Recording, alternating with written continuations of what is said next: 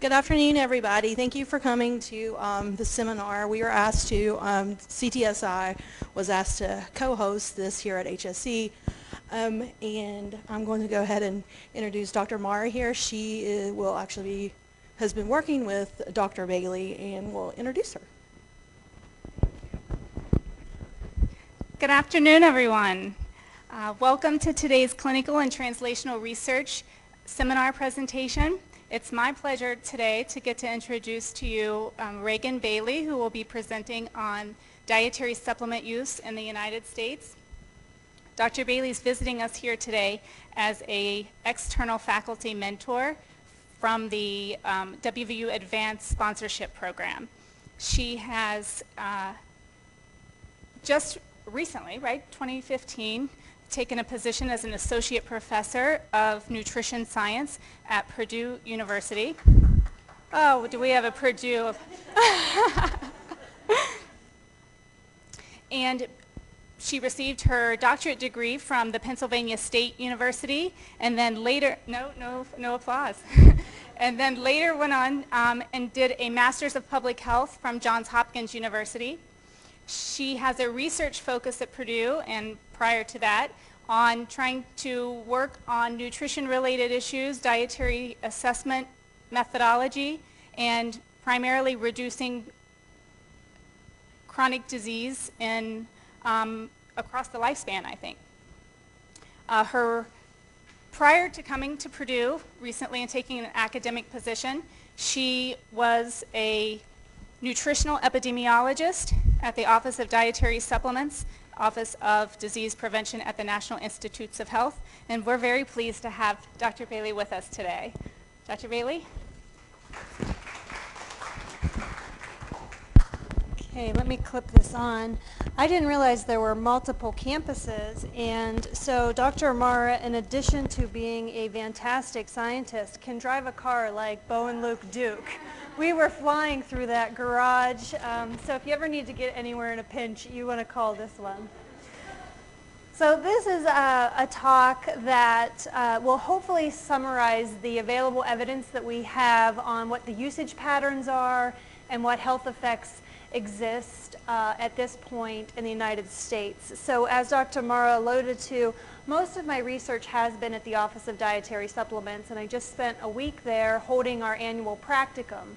So this is a 3-day event that really teaches you everything about dietary supplements, and we have it every year. So I figured if you're coming to this talk, you might have an interest in dietary supplements. So if it's something you're interested in, please contact me and I can give you the details. So this is where the story of dietary supplements starts. Dietary Supplement Health and Education Act was passed in 1994, and it's one of the few things that Congress has ever agreed on. Both D's and R's love this bill. It's very controversial. The people who support it think it's a wonderful bill. The people who are against it think that it's not enough regulation. And actually, when this bill was being considered, it received more letters to Congress than the Vietnam War. So people that use these products are very passionate about the use, and they're very politically active. Here's the definition of a dietary supplement, and I'm not going to read it to you, but I think the most salient portion of this definition is that it's intended to be taken by the mouth. So there's a lot of nasal sprays and vitamin E cream for your face. Things like that aren't technically regulated as a dietary supplement. And here's just some examples of the types of supplements that are in the marketplace. So things that you traditionally think of like vitamins and minerals and herbals and botanicals, but even some very interesting things like bee pollen and probiotics are really seeing a lot more use today in the United States. So one of the things that the DSHEA legislation did was to create the Office of Dietary Supplements to basically ensure that someone was looking at the research for these products. So NIH does research, FDA does regulation. So my talk will be very much research-based. Here's the annual funding for dietary supplement research, and the latest numbers do need to be added here. And I think this is kind of difficult to conceptualize how much this really means. So supplement sales in this country are a huge business, more than $30 billion a year.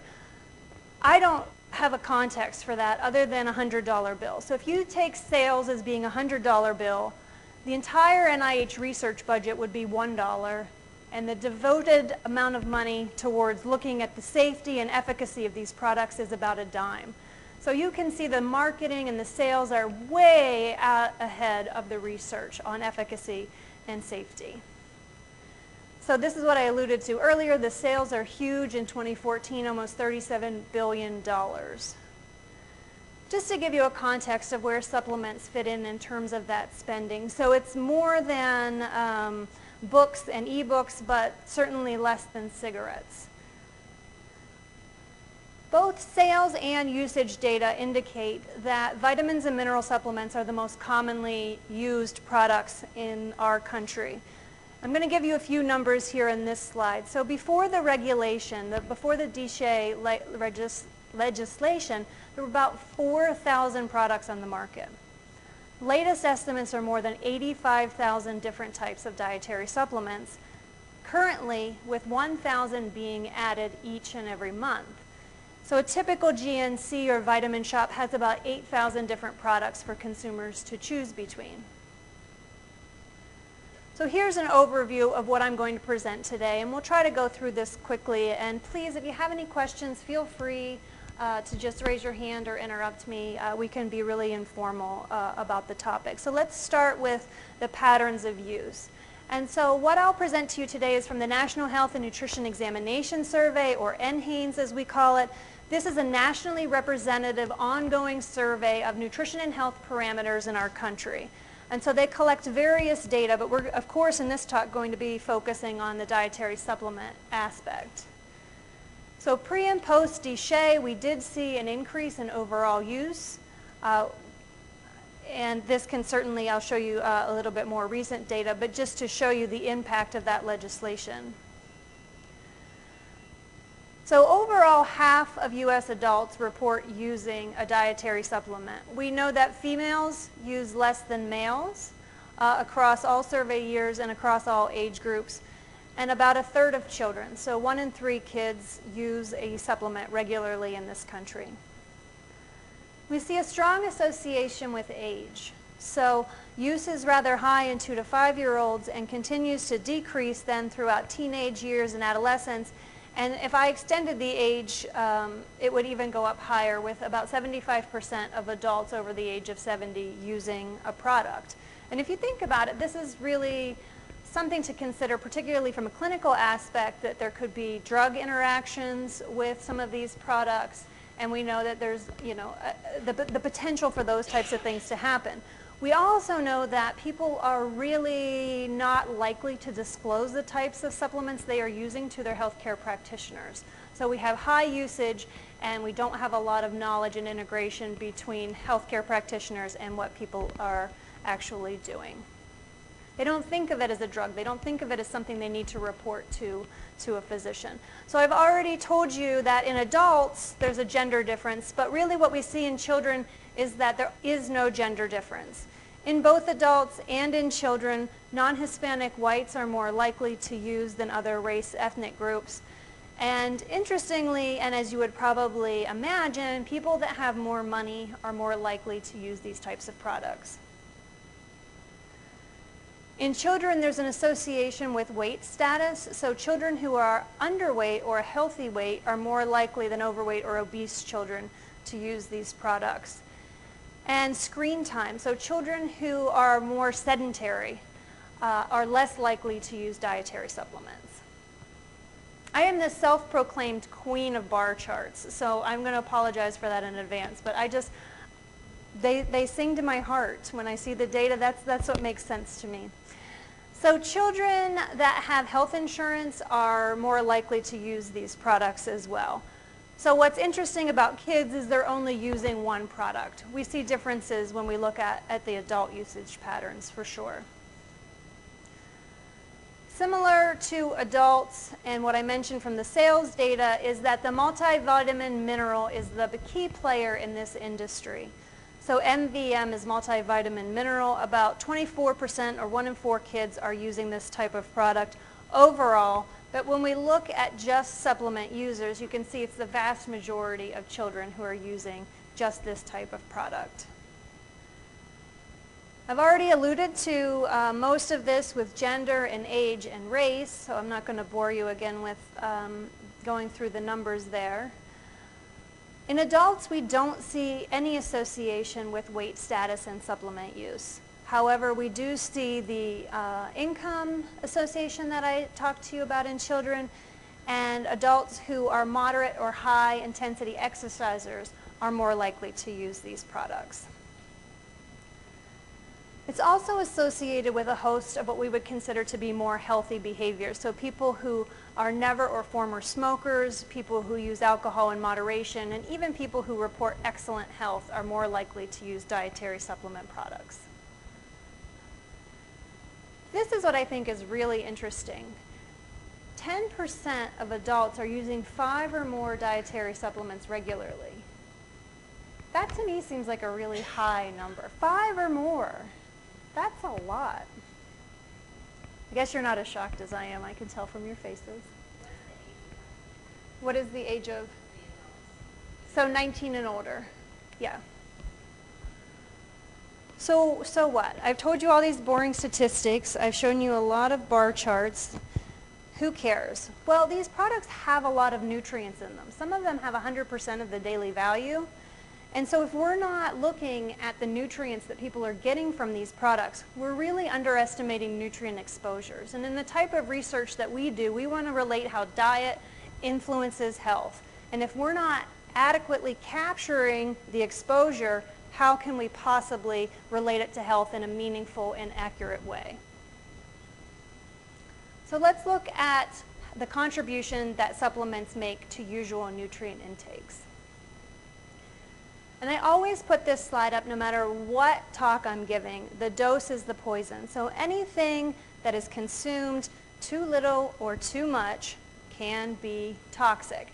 People tend to have this idea that it's a vitamin. It can't hurt me, so I'll take this product because it's like insurance, right? There's nothing bad that could possibly happen, but it might help me, so it's kind of worth the risk. I don't think that way. I'm a big believer in U and J-shaped risk curves.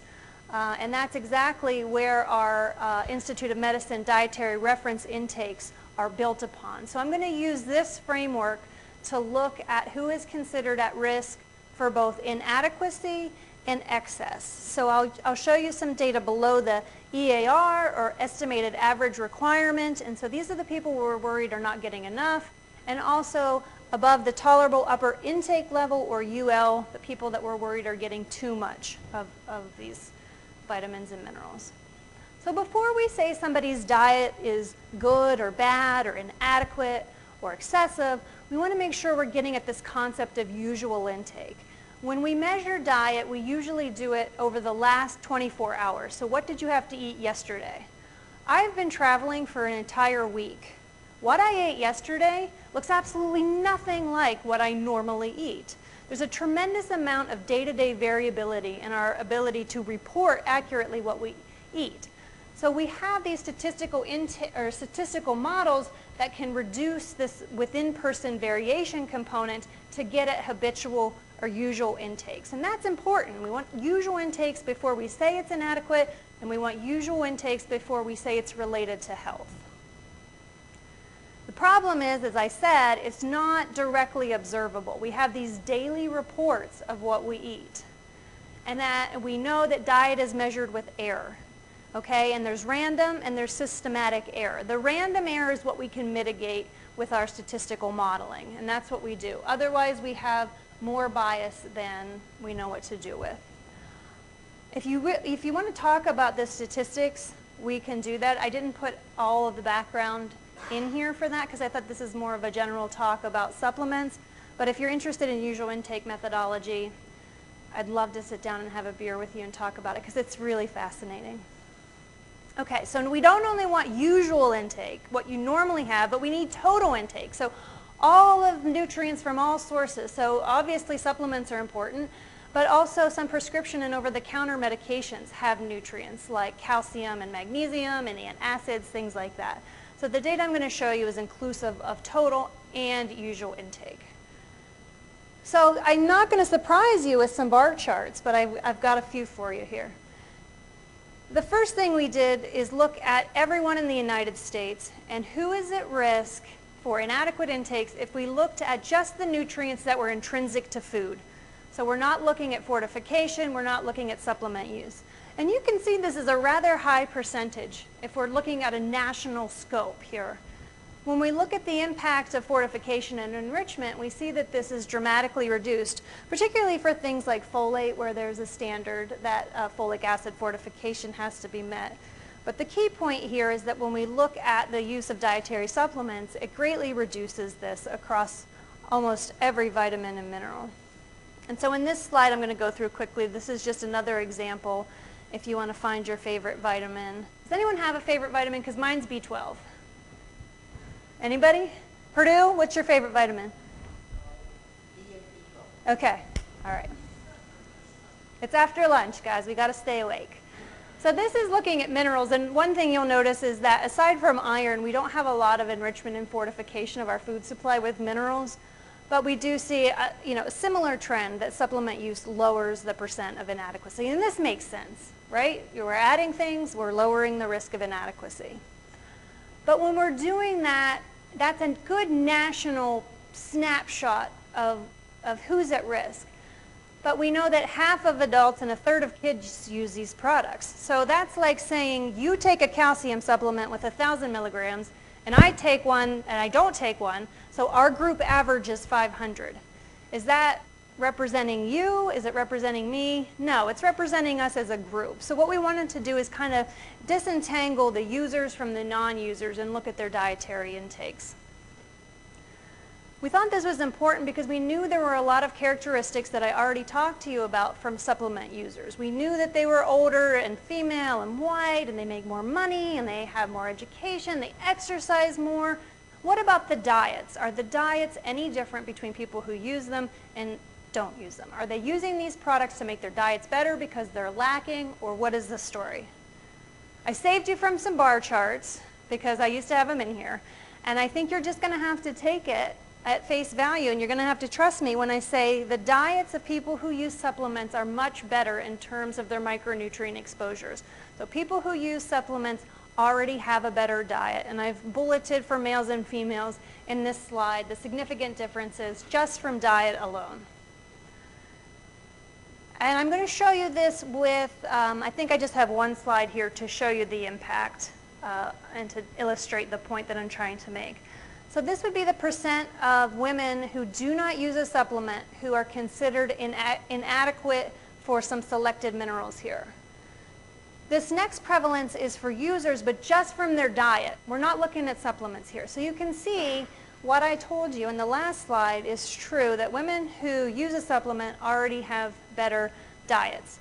And when we look at the impact of supplements, you can see what a really big differential there is between the green and the blue for a couple of these things. And I didn't put them all in here because I know it's kind of annoying. One thing that I always harp on, though, is calcium. Look at these prevalence of inadequate intakes. So almost 90% of women over the age of 50 who don't take a supplement are inadequate for calcium. And even a third of them who do take a supplement are still inadequate. Calcium and vitamin D have been consistently named as nutrients of public health concern in our dietary guidelines. These are things that aren't changing. What goes up, though, must come down. So this is the other end of that spectrum that I told you we were going to look at. So this is the prevalence of exceeding the upper threshold for what we consider a safe exposure to certain vitamins and minerals. And what's interesting here is only adults who use supplements exceed the UL. Adults don't exceed the thresholds for safety from diet alone. It's only among supplement users. We'll see a little bit different story, though, when we look at children. And I'm calling children anyone younger than 19. That's my oldest child. I still consider her children. But I realize if you're 19, you probably don't consider yourself a child. But for the intents and purposes of of this. We're looking at all age groups under the age of 19. There are no dietary differences for children who use supplements versus children who don't. So in adults, I told you they had a better diet. Not true in kids. Kids eat the same way. So in this slide, what I'm just showing you is children who use supplements and children who don't. So in the purple, we see those who don't and the prevalence of inadequacies. There are no differences in dietary intakes, as I told you, for a number of these because there's zero inadequacy to begin with. So young children have a rather good diet in this country. There's 0% inadequacy for these selected vitamins and minerals here that I've shown you. So if you have zero inadequacy, you can't take a supplement and make it any less than zero. You know, you've reached your saturation. When we go to older age groups, so here's where I think the story gets a little bit more interesting. You'll see that there are more vitamins and minerals for which there's a significant difference between users and non-users, but still no differences in iron, B12, selenium, copper, folate, or B6. So I have these kids cheering. They're doing all right. Similar to the older women, though, calcium and D are low even with the use of dietary supplements in this age group, which I think is really of primary concern because this is when we're building bones. Here is literally where the wheels start to fall off in terms of dietary intakes in our country, and this is what keeps me up at night. 14 to 18-year-olds. These are children who will soon be entering the reproductive years. They need to have the most optimal nutrition. They have the worst dietary intakes of any age group in this country. So I had to make 2 bar chart slides for you because I couldn't fit them all into one slide.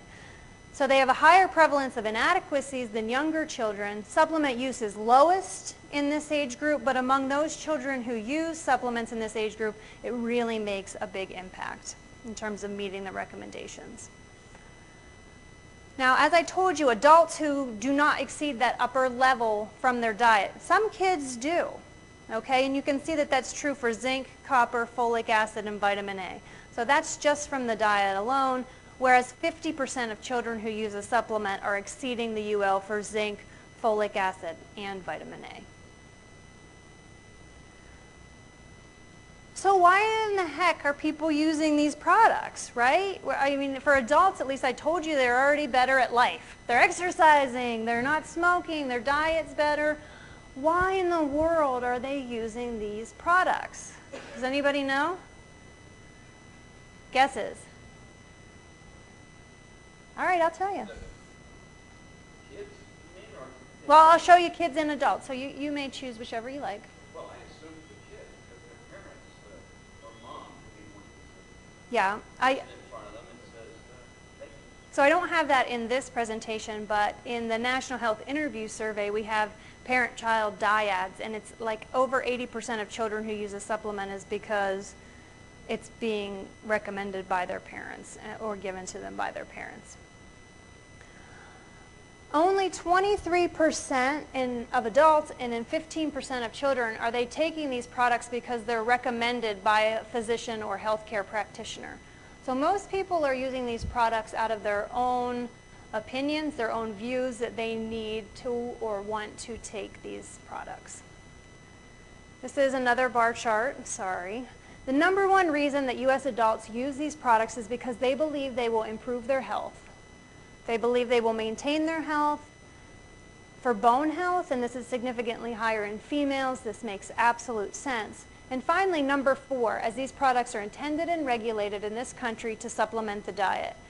And rounding off the top 5 here, to prevent health problems. So you can see improve, maintain, and prevent health problems really capture really a large group of supplement users and why they're using them. This is just rounding off the top 10 here in Letterman style.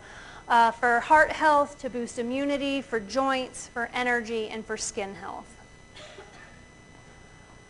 These are things that were surprising to us when we started to look into the motivations data. Some of these, so less than 1% of adults use products for these specific reasons. And so, you know, particularly the muscle building, that really surprised us, but what you have to realize with NHANES is it's nationally representative. It's not picking up large numbers of people who are, you know, the gym rats, or, you know, they're really, you know, like the bodybuilders. It's picking up a national snapshot. It's not getting at these subgroups, okay? So that's a consideration. We did see some variation by age, and you can see that older adults are in green and the youngest adults are in blue, so we see a tend to decrease in the reporting of using these products to improve health, to supplement the diet, and for immune function as we age. Where we saw some increases are in the site-specific reasons. So as you get older, you know, things start to get different in your body. Believe me, I'm living that right now. So, you know, we start to use things for heart health, for eye health, for joint health, and bone health. And we published a paper looking at this enhanced energy, and we looked at caffeine-containing products. And, you know, we're really seeing an increase in that in younger age groups. And I'll talk a little bit about that, but that's one of the ones highlighted here, that older adults aren't really using these products for enhanced energy. Here's the motivation in children, very similar to adults, that number 1 and 2 are to improve and maintain health. Supplement the diet, prevent health problems. So those are the, you know, similar, very similar themes in adults and children for health-related reasons. Here's looking at some of the age group differences in motivations for children. Nothing really going on with preventing health problems, but as children approach their teenage years, they're trying to improve their health. And of course, this 4 teeth we're seeing is just picking up on the fluoride recommendations in our youngest children there. So nothing surprising there. As I alluded to earlier, you'll see the increase in teens for using these products for enhanced energy. And these are things like the energy shots and things that you can get at the convenience store when you're checking out. It's like, yeah, I just wanted some milk, but man, if I could just spend $2, I could get this, you know, 6 hours of energy, or whatever, how many hours. You can tell I don't buy them, but you know what I'm saying. So we have a lot of usage, and we have a lot of usage because people think that these products will help them. What does the science have to say on these products? We looked at this using our NHANES data. We looked at it longitudinally. So the NHANES started to be collected in the 1960s as an episodic survey, and then it became continuous in 1999. And so what that means is that every single year now we have monitoring data. So we wanted to go back to this NHANES 3 and look at the impact of supplement use with some health-related outcomes. There's a ton of information in NHANES, and I always put this up on my slide because maybe you care about dietary supplements, maybe you don't, but you're at a research institute. This NHANES data set is a wonderful data repository that is free and has public use. So if there's any of these things that are of interest to you, there's extensive data on all of these things that you can always kind of test a hypothesis with some existing data. Sorry for the sidebar, but it's super good data. So we know from our motivations work that as we age, we're more likely to use products for heart health. And so 15% of adult users do so for heart health. It was significantly higher in males than females. We know that supplement use increased over time, so NHANES 3 was in between the legislation. So we wanted to look at the impact on legislation. We knew that trends had increased supplement use. And so we were interested in looking about the health effects. So in this slide, what I'm showing you are the estimates of risk for length of time for using a multivitamin mineral and cardiovascular mortality. So whether or not, with followed up data, a person had died. So people who used multiminerals for more than 3 years had a significant reduction in cardiovascular mortality. I circled that twice. That must have been very important. And so people always say, well, that's confounding. You know, I told you, and you're smart to think that. People who use supplements are better at life. They're better at health. That's what you're picking up on. But we looked at different types of supplements, and we didn't see that same effect of a protective effect. We didn't see that effect when we subdivided males and females. And this is interesting because there's only one existing clinical trial that looked at multivitamin use in cardiovascular disease and endpoints. So we always want to go for a clinical trial as a stronger weight of evidence than an epidemiological analysis, is what I'm showing you here today. So we were excited because this mimicked the one clinical trial that was available. Our data showed a consistent effect there. What we were interested in, though, is the effect was only in women, and there are no clinical trials at this time on the use of multivitamin minerals in women. So this is something that we consider to be hypothesis generating. This isn't something that we say go out and buy this product, it's going to save you from cardiovascular mortality. We use this type of data and this line of evidence to help generate hypotheses that can be later tested with clinical trials. As I mentioned, this is cross-sectional, so we have data at one point, and then we have did you die from cardiovascular disease or not. So there's a lot of holes in that. A lot of things could have happened in between those two time points that could account for this effect other than the dietary supplements. We did have a median of 18 years of follow-up, so a lot of the clinical trials are limited because of the funding mechanisms and the availability to enroll participants. They typically are about 5 years. And those of us who are interested in chronic disease knows that it takes a little bit longer than 5 years to get a chronic disease to a point where you really have a hard diagnosis. So we were excited in that we had a long period of time, but there's a lot of other limitations to consider when interpreting this report for sure. So in our nationally representative prospective sample of women without CBD at the time, use of a multivitamin mineral for more than 3 years was associated with reduced risk of cardiovascular mortality. We saw that that finding was preliminary or primarily driven by females, not by males. And if we extended that time course out longer than 3 years, the effect was linear and actually even stronger the longer people used.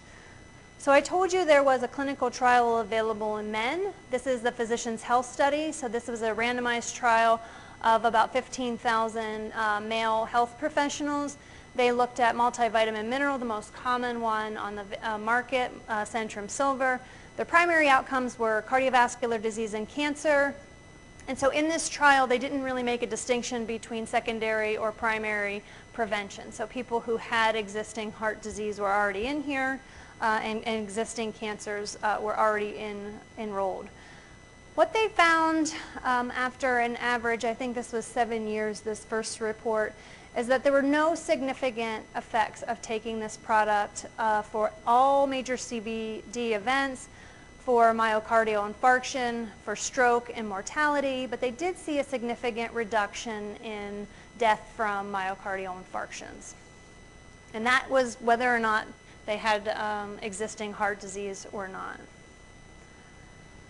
They also looked at cancer, and they did find a significant decrease in all cancers, but as you know, cancers are very, very different, and they didn't have any site-specific cancer findings. Some of that they attribute to when you start breaking down cancers, the sample size gets very small. Nevertheless, I mean, you have to consider this as a signal, but not definitive, because cancers are so very different that looking at a total cancer is just a signal, not really a recommendation to use it. And they called the effect modest but significant. They also looked at a subset of about 6,000 males over the age of 65. They looked at 4 different types of assessments and whether or not use of these products had any impact on cognitive health. There's absolutely no effect. And a lot of people use products because they want to maintain cognitive health. The data to date really don't support that, but again, this is one trial. They also looked at cataracts and age-related macular degeneration. There was a significant decrease in incidence of cataracts, about a 10% reduction, and a slight but non-significant increase in age-related macular degeneration. So again, they call the effects on cataracts moderate, modest but significant. So the United States Preventative Service Task Force issued a guideline based on this trial and the totality of all the epidemiological evidence to date. And they really said that there's insufficient evidence about the utility of these products for chronic disease prevention. But they did note a critical gap in the evidence is the lack of studies on multivitamin combinations in groups that are generalizable to the U.S. population. So the clinical trial data that we do have is in very specific populations. We don't have anything that is really of high external validity, and the number of available studies to base this conclusion on is certainly lacking. This is kind of a wah-wah to me, because the NIH, in all their infinite wisdom, and I love it. I mean, I worked there for almost 10 years. They had a conference in 2005 and 2006, and they brought all the world experts in, and basically the line at the end of several days of deliberation was, if you're taking a product, don't stop, but if you're not taking one, don't start. Who does that help? I mean, what kind of guidance is that? That's an inherently federal phrase to me. But my point in this is an old conference. Even today, probably that same statement would be made, because there's not a lot of active ongoing research here, because it's difficult to get funding for this. There's a lot of bias. There's not a lot of evidence to support the need for more trials. So absence of evidence is not evidence of absence, but I don't think we're going to get any more recent trials here soon. What do the professional societies say in terms of using supplements? Currently still in existence are recommendations for postmenopausal women to have calcium and vitamin D, for women of childbearing age to have folic acid. Over half of pregnancies in this country are unplanned, and so that's why we have a national fortification policy with folic acid. You can't take a supplement to prevent something you're not planning in the first place. Some recommend for older adults to have vitamin B12 due to potentially decreased gastric acidity. Of course, pregnant women have an increased need for iron, and any sort of condition that impairs digestion, absorption, metabolism. That makes perfect sense. In children, young children and breastfed infants are recommended to have vitamin D. Again, kids who have any type of special needs in terms of their metabolism or low nutrient intakes, low calorie. And the American Heart Association still recommends EPA and DHA for secondary prevention of heart disease. There's an ARC report that will be released in about a month that I just got wind of when I was at NIH, and they have now basically turned over this recommendation. So that'll be in the news in a couple of weeks. That really the totality of evidence for secondary prevention is no longer considered enough to warrant this recommendation. So some take-home messages for you here today. I hope that I've convinced you that supplement use is widespread. They're consistent predictors for both children and adults in this country. Adults who use supplements have a better diet. This is not true in kids. And supplements across the board help people meet that lower threshold of risk for inadequacy, but can sometimes push intakes over the upper tolerable intake recommendations. There's very little available evidence for the use of supplements for chronic disease prevention. And I like to end with a joke. I've been happy, but I don't know if it's the vitamins. So a lot of people have very strong opinions on these products, and if those strong opinions exert a placebo effect on your health, have at it. So I'm happy to take any questions that you might have. Thank you.